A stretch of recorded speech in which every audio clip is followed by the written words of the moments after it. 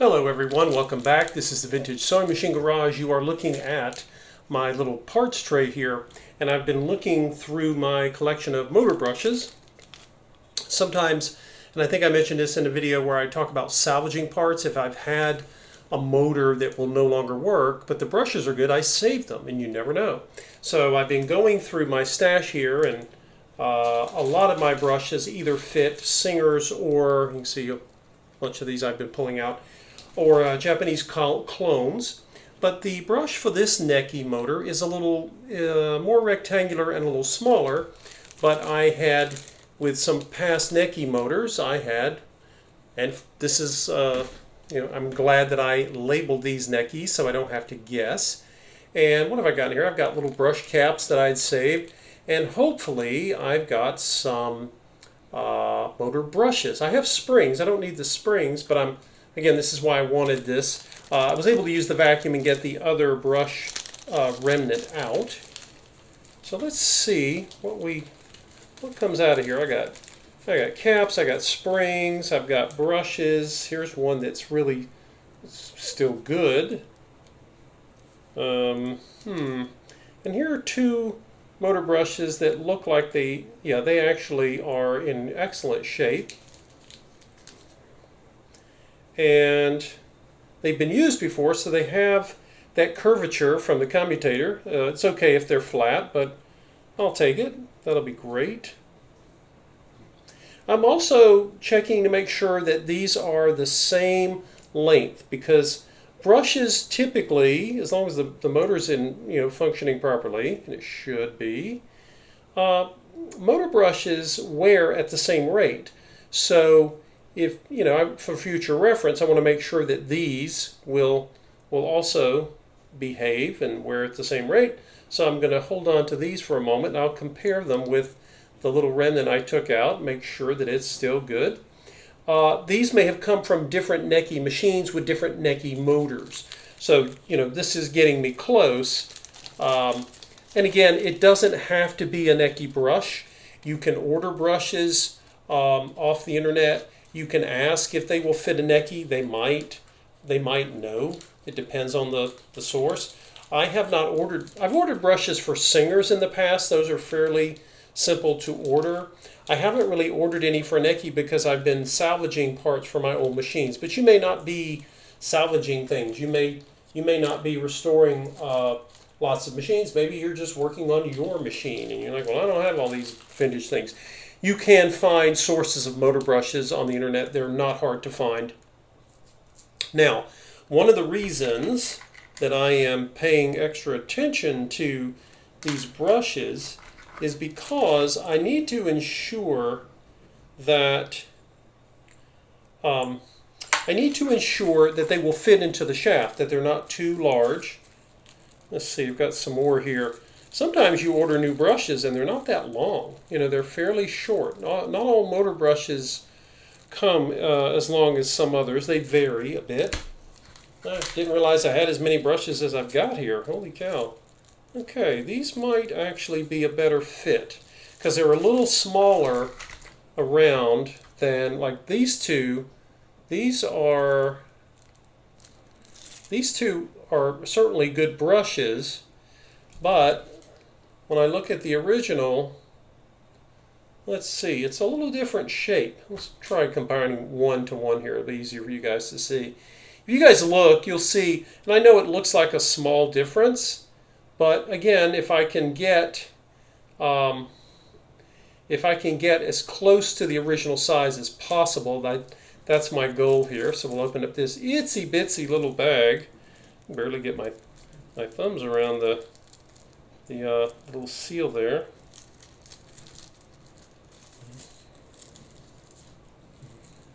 Okay, and there's some old springs in there I don't need. Now let's look at these. Now these are smaller, but they may work. Again, I'll know because if they don't go into the shafts just right, then that may mean that I need to get some new ones ordered. But we're going to try these. We'll try these and see how they work. Okay. This brush, sometimes the brushes will have a little nub on one end, and that tells you that's the end you would put your spring. It's kind of like a little place for the spring to seat itself, if I'm using that term correctly. Let's try one more little pass at our brush shafts. I want to make sure that the brush shafts are clean. Might as well while I'm here. Again, now the alcohol I'm using for this, guys, is 99% or 97% alcohol. So the reason I want that is because that alcohol, which you never want to get near the paint of your sewing machine, just a reminder there, is that it will evaporate pretty quickly, and it's not going to have any moisture that might get, stuck in the motor, which you definitely, you could wait and let it dry. If you have 70% alcohol, you're going to need to let it dry longer. How long, I really don't know. So I'm going to avoid that whole question by using the 99%. It will evaporate very quickly.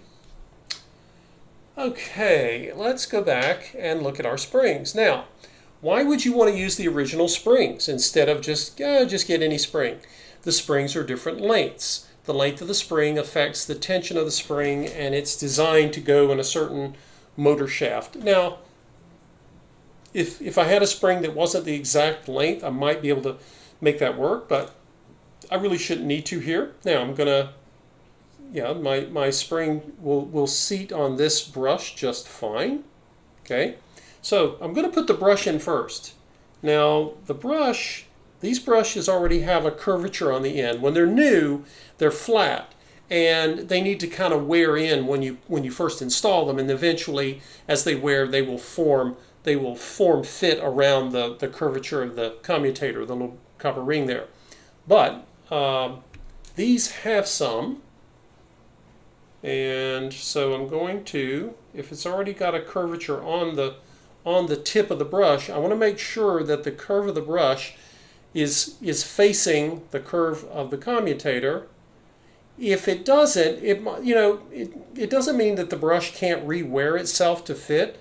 You just might get some. It might run a little rough at first, but it shouldn't be the end of the world there. Okay, so there's the curve.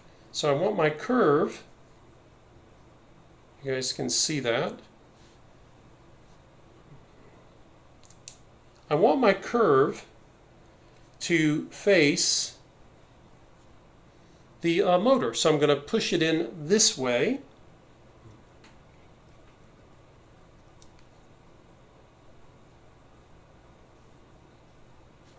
Make sure I know which way is which here on my curve.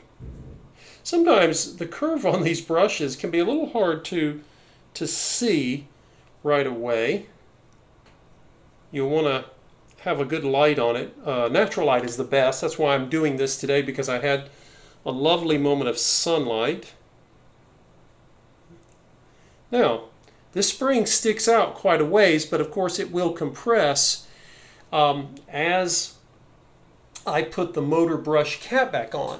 Now, when you may notice that the brush sticks out more with the new brush replacement than it did with the old one, but that should be pretty obvious because the old brush had worn down, and so the spring had moved closer in. This little tab underneath the motor brush cap, screw cap, should go right in the center of the spring here. I may want to hold, there we go, I just may want to hold the spring. Now, I'm going to very slowly and gradually just push in. It should compress if you have the right spring, and I do. It was designed for this when the brushes were new. Now I'm going to do this just by feel. I'm using my thumb and forefinger.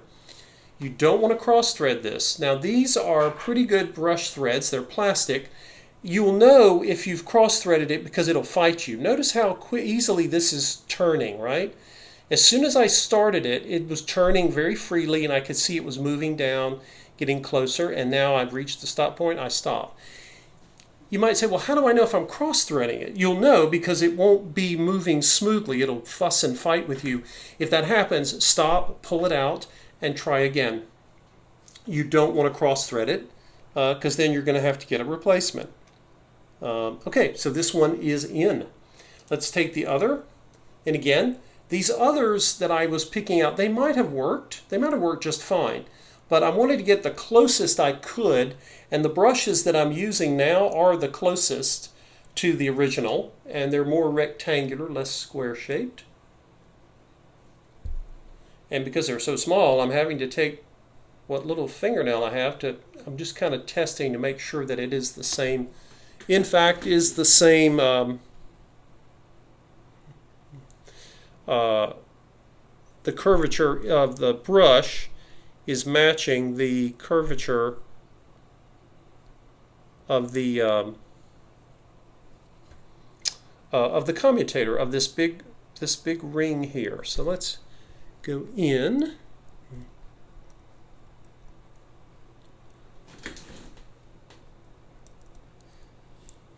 I'm doing this without staring at it, which is part of my problem, I think.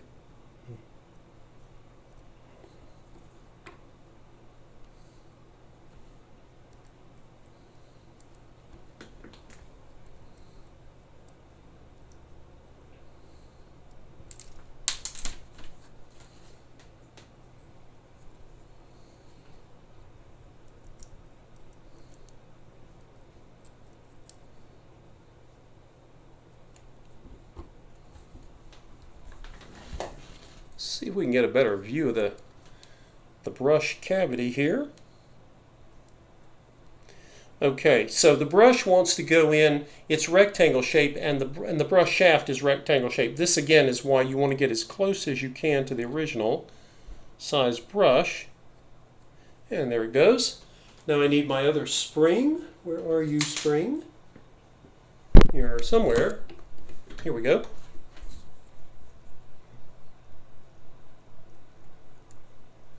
Now the brush is pretty centered. I'm not worried that the spring won't seat around that little nub on the top of the brush. And now for our other brush cap. And notice I'll just put it right down in there and just holding it down. Remember guys, this is under tension. If you let go, it's going to go flying. You're going to have spring and cap going everywhere. So I'm just going to do this with my hand, right? Because I can't really hold it down and try to hold the motor and hold the screwdriver. So let's do this. And this one's moving. Now let's get our screwdriver. And just like the other one, this one is turning nice and smoothly. I can tell it's threading. Again, and I stop as soon as it snugs up. Okay, so that is how you put the brushes or replacement brushes in for this particular motor. And I like the fact that it came with its little cap here, and I just wiped it off. You could wash it with detergent. Do not use any solvent. I did not put alcohol in this because it's plastic, and it is it's over 60-year-old plastic. So let's not take any let's not do any chemistry experiments with that. But it's fine. So I've got I'll be putting this back, but not yet. I just wanted to show that to you guys, and we will. There it is. There's the other one. So this is how you install new brushes into this motor. But before I put all this back together, I'm going to talk to you about the commutator. We'll talk about what that means, why you want to clean it, and how I choose to clean them. So thanks for tuning in here, guys. I just wanted to break this up into a couple different videos, and the next one we'll take a look at the commutator and talk about commutator cleanliness. Thanks for watching.